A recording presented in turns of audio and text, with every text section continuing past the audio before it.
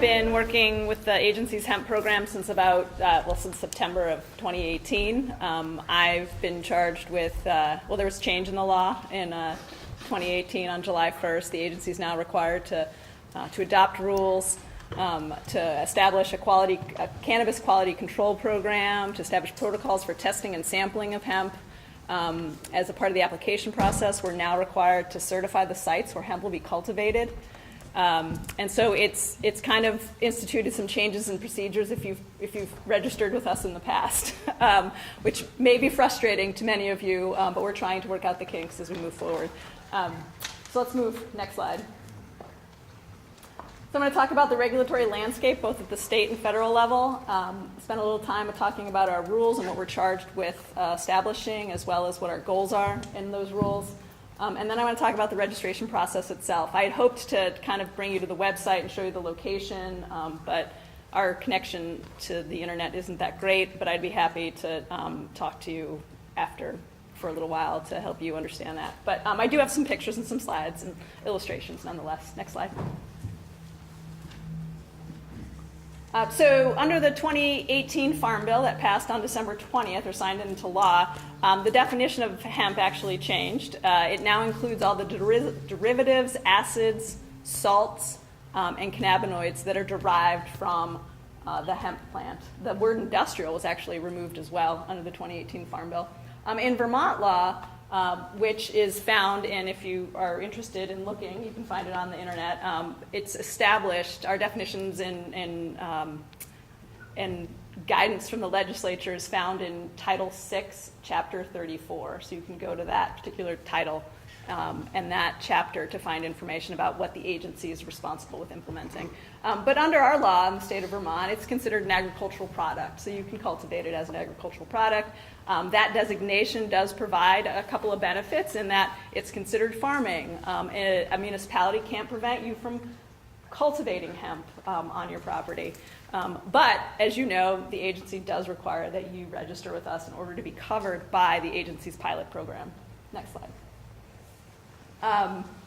Little history about our Chapter 34. It was added to Title 6 in 2007, so we've actually had a chapter on the books for many years at this point, 8 years. It said that at that point in time it was an agricultural product. It defined, which was actually not very different. This definition of hemp is not very different from what was contained within the 2018 Farm Bill. And it created a licensing program within our agency. Next slide. But what's interesting is that it required background checks back in 2007. Today does not require that for the cultivation of hemp. It required fingerprinting, certification of seeds. We do not have a seed certification program in the state of Vermont. And our authority to adopt rules would not trigger until the federal government took some next steps. So we're actually kind of at that point now. Next slide.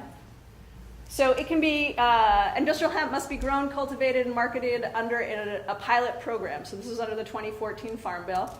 And it had to be under a pilot program as instigated by a Department of Agriculture, and in our case in Vermont, the Agency of Agriculture, or a place of higher learning, such as UVM.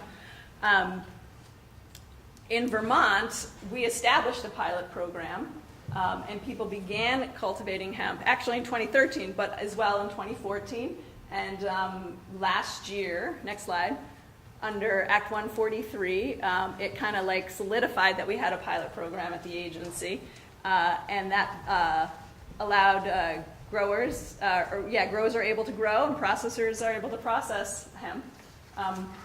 Actually, under Act 143, we are required to register processors of hemp. I'm going to break out right now what I mean by growers and processors, because there's some activities that actually cross those particular types of registration.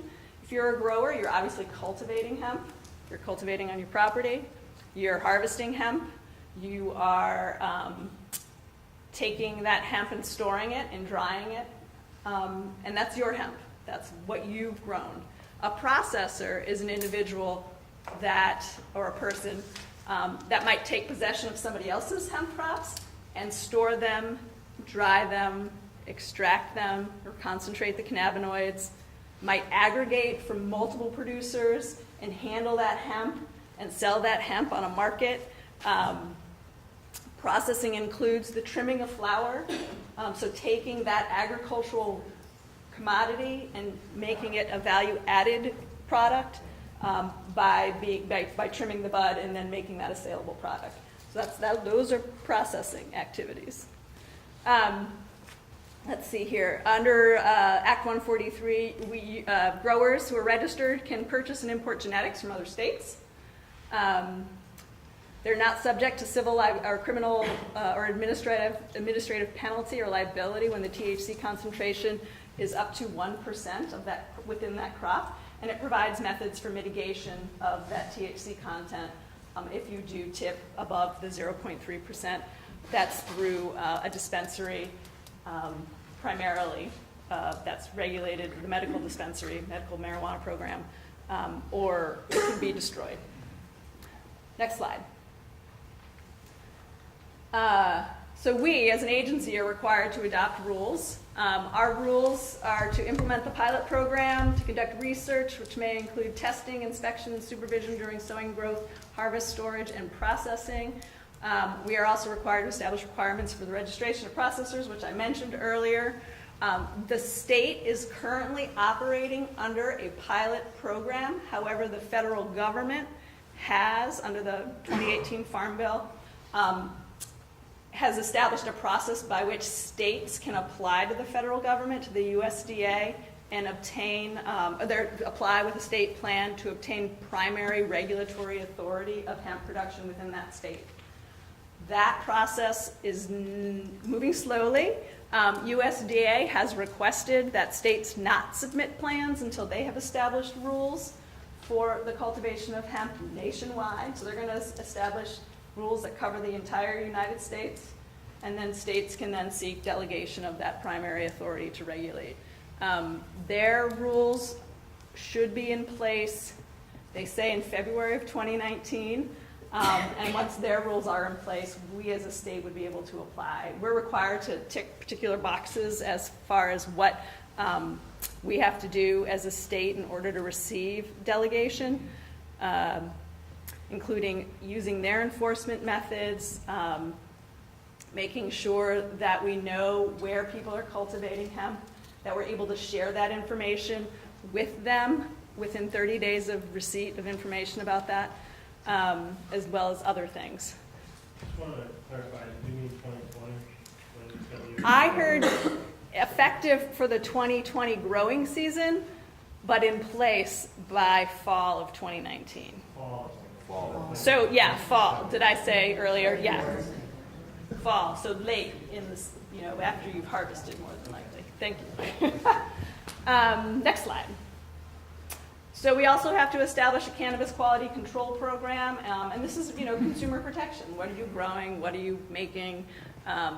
Does it meet the potency requirements? Are there any contaminants such as mold, mycotoxins, solvents present in the product that ultimately reaches product shelves? And so we as an agency are required for establishing that. We are also required to certify the laboratories that will conduct that testing. Next slide. And I mentioned this already. If a product tests with a high THC content, there are certain methods by which a grower can then have that mitigated. Currently, it reads that it can be given to a dispensary or sold. It can be sold. The whole crop can be sold to a dispensary for their uses.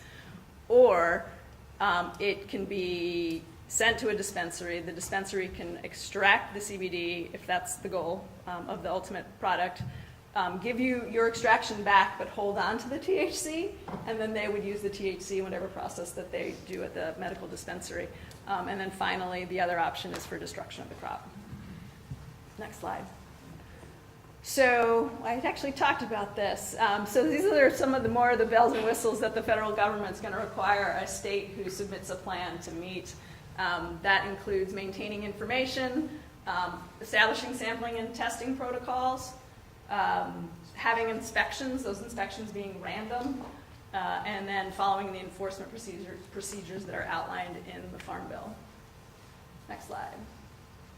Other information about the Farm Bill, it lists the hemp from the Controlled Substance Act, so it's no longer considered a controlled substance, and all of the components and cannabinoids and chemical compounds that are derived from that hemp plant.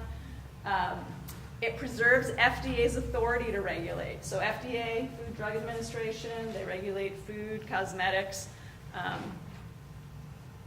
can't remember the FDC, Food Drug and Cosmetics Act, that's what it is. And so they regulate cosmetics, things that you put on your skin topically. So this delisting and this federal farm bill does not eliminate FDA's authority to regulate things such as lotion, salves, lip balms, tinctures, CBD-infused food.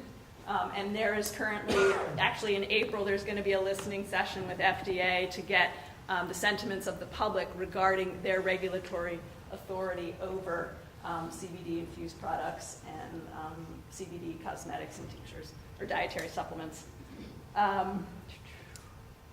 There are some opportunities for funding of research within the Farm Bill, likely for institutions of higher education, and there's no prohibition on interstate commerce of hemp. So if you grow here in this state, you can travel to another state and sell your crop. What the rules of the road are with respect to what you need to do in order to travel across interstate boundaries is a little bit unclear at this point.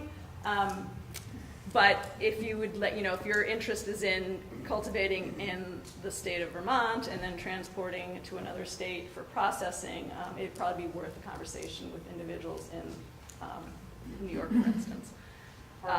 There's been plenty of instances in the news where the last one I read was a couple of guys out in Rhode Island filled up their 5-gallon buckets of hemp oil, of CBD oil, and went for a drive. Were quickly pulled over, arrested. $165,000 worth of oil has been confiscated, and they're headed for prison.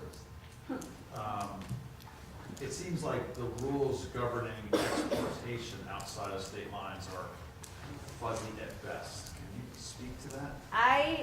I can say that in the state of Vermont, if you have all of your registrations in order, you have certificates of analysis that show what you're transporting,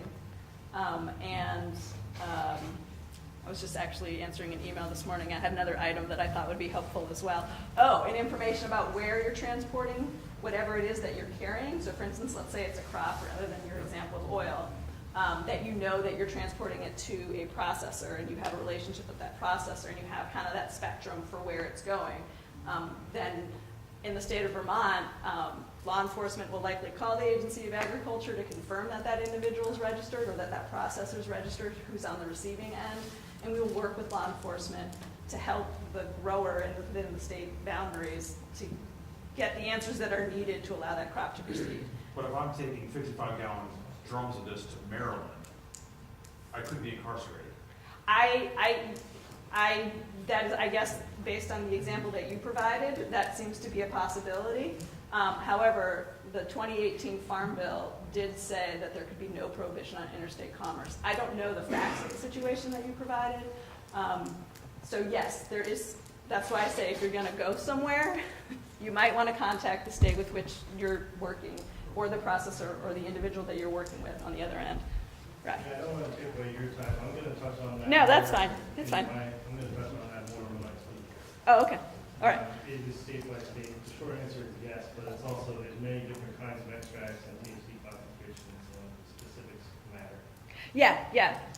Exactly. The facts of what you're doing matters, and making sure that you have appropriate communication in advance, more than likely, is probably also really important. I know that the U.S. Postal Service did just issue guidance for using the mail, and you can probably find that on their website as well. I don't have all the specifics regarding that. Next slide. So our hemp rules, what are we trying to do? We're trying to comply, because our rules will ultimately be the basis for what we submit to the federal government for approval. I can tell you the state of Vermont is very interested in being the primary authority of the regulation of hemp, of both the production and processing within the state of Vermont. And so our rules will support whatever plan that we submit to the USDA, meeting all those boxes that were on the earlier slides. We are going to establish standards and expectations for growers. That's both with respect to what your application needs to look like, what kind of record keeping you need to do, how long you need to keep those records, that fact that we will come and inspect you, and we may even conduct an investigation and what that might consist of. But we're going to outline that within our rules so that everyone's on notice. And the hope that is that when people, also with respect to quality control, but making everybody knowledgeable of what the state of Vermont's hemp program looks like and what we expect for you as a grower to cultivate so that it supports everybody. I know rules and regulations, it's not fun, but if we're all playing by the same rules and we're educated about those rules, then everyone will succeed more likely because that expectation and that like framework for quality has been established, and then everyone can succeed. The state of Vermont, not everybody, I always hear this, the state of Vermont is not going to compete with Kansas and Kentucky with big open plains with respect to the cultivation of hemp. They're going to be always on top of it with respect to the quantity that they can produce. The state of Vermont can only compete with respect to quality and producing a quality product. So labeling, testing requirements, establishing a Vermont brand, we're attempting to do that within the rule. And then we also want to establish a common vocabulary so that when we're talking about distillates, isolates, whole plant, full spectrum CBD products that are produced in the state, we're all using the same language and we understand what that means. Did you have your hand up again, Rye? No? Okay. Next slide. So yes, we're working on our rules. We can't submit rules until submit our plans until USDA has established their rules and guidance for that matter. They're going to establish some guidance, and our rules will be a part of our plan. Next slide. I already talked about that. Registration. So this is what the page looks like. I'm unable to navigate to it today, but I just want to pull out a couple of key points. Actually, they're not showing up in here. So it's the hemp program at the Agency of Agriculture is within the Public Health and Agricultural Resource Management Division. So that's the same place you're going to learn about pesticides, fertilizers, seed, those programs. Feed program, it's also within this Public Health and Ag Resource Management Division. So you would click on the tab that says Hemp Program, and you'll see the plant there. And this is going to get you to our registration page. Next slide.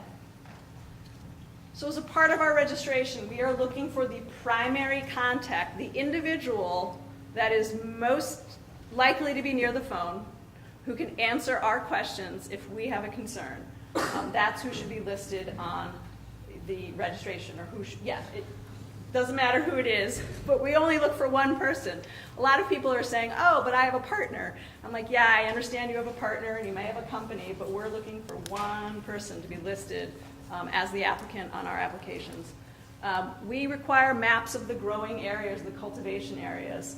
And through that process of establishing or sending us in the map, we are able to certify the location that we know where it is. This is both required by Vermont law and is to be required under our state plan or USDA, because we got to communicate this information to USDA. The map is an aerial view in color. Google Maps is an example of an aerial view that you can get. You have to have the boundaries of the cultivation area shown on the map very clearly. You have to put the name of the primary contact and the address of the parcel that is pictured in that map on the map. We are asked, it's much like a title block. I don't know if any of you have ever, submitted a zoning permit to put a deck on your house, but when you go through that process, you submit a map, and typically they want to know who created the map and where the property is, because that map could be the piece of documentation that the agency inspectors use to go somewhere. And if they have a stack of 10 hemp farms they're going to visit in Rutland County and they drop their file, they're not going to know what that map is attached to. So we really request that that name and address be on the map, as well as the business name if you have one. I know not everybody has a business name. And then another part of our registration is to include the latitude and longitude of the access point to get to your field, drying, or storage area. That is also required in the processor application. You have to have the lat and longitude of the point of access off of a road. That's all we're asking for. Next slide. So, how do you get this information? I don't know if anyone has tried to fill out a form in the last week, or even prior to that. I apologize. Ask questions now, or Well, not yet, soon. We have had trouble with our online form. We took it down. It was down for a week. Friday, at the end of the day, it was back up. We are no longer requiring that map be uploaded as a part, at this time, as a part of the application. There was an issue, it was slowing it down, people were trying to get through this process and it was not working, so we have our third party looking at a fix, but we've eliminated the requirement to upload the map. You still need to provide a map, but you just don't have to upload it. Within the application, there's specific instructions, much like I just had up on that slide, about what you're to do in order to get that map to the agency. You have to pay by cash or check anyway into the agency, so you're sending in an envelope. You're just going to include that map in that envelope that you send to the agency. But the form is up, so yay. So the easiest way to create a map, and there are instructions on our website. I've reordered them. There's the A&R Atlas that Stefano had pointed out. There's Google Earth that you can use. You can go to Google Maps, print off a map, and grab a pen and write all the information we need on that map and outline the boundaries. That is a perfectly acceptable way of submitting a map. If at some point in the future we have that map upload option repaired, you can take a picture with a mobile, like with a phone, with a smartphone, convert it to an electronic file, email it to yourself, and then save it to your desktop, and then you can upload that map. That's a way of kind of cheating, or not cheating, but getting the map in an electronic format. But to get your lat and long, so you go to Google Maps with your mouse, and I don't know how you do it with a Mac, because I don't have a Mac at work. You right-click on your mouse to the, I wish I had the internet. I can show, I have my computer, maybe I can get on the internet and folks can look over my shoulder. You right-click with your mouse, and the third option down on Google Maps, it says, what's here with a question mark. You click on that, and at the bottom of the page, of the image, it's going to pop up, your lat and longitude. And then that's the information you need to include in your registration. can I also ask Siri? Yes, you can ask your question now. You can ask Siri, even better, Yeah, yes. I was like going crazy, and I was like, I just asked Siri. There you go. And there it is. I'm sure there are other. Yes. I have a question about testing hot. Okay. I read a lot about the 0.3%, and on your slide you had 1% for cultivars. So is there a ratio or something else I can look at? So the 0.3% Delta 9 is the federal definition. The 1% is what is within Vermont law that allows an individual to still have a crop that's usable, but it has to go through mitigation by going to a dispensary at this point in law, under the current law, to be extracted, and for the grower to then get back the concentrate without the THC that then meets the law of 0.3. Okay. So is that's- it going to change this year or next year regarding the ratio for?